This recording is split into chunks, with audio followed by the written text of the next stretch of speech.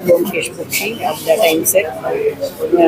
আমি মানে অভিনয় দেখি, গল্প দেখি, এইভাবেই আমি সব সিনেমা সিরিজ দেখি। আমার পার্সোনালি খুব ভালো লেগেছে, খুবই ভালো লেগেছে।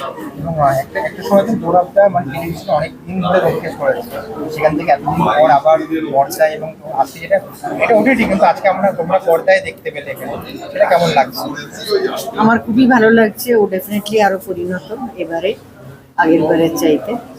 আর সবার পারফরমেন্স ভীষণ ভালো লেগেছে, ভীষণ। বিনোদন আমিও বলবো যে ডেফিনেটলি ভালো, এবং গল্পটা জানি কিভাবে সেটাকে প্রেজেন্ট করা হচ্ছে, সেটা ইজ ইম্পর্টেন্ট। তো সেটা credit goes to the director, script writer, এবং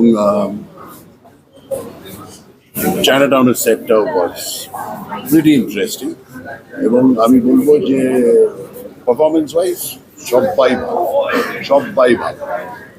শুধু আমার শুধু একটাই একটু বেশি মনে হয়েছে, সেটা হচ্ছে মিউজিকের কোয়ান্টিটিটা একটু কম হলে ভালো। মেবি এখানে আমি একদম স্পিকারের কাছে বসে আছি বলে আমার কাছে হয়তো একটু বেশি মনে হচ্ছিল, তো ইট was good, it was good.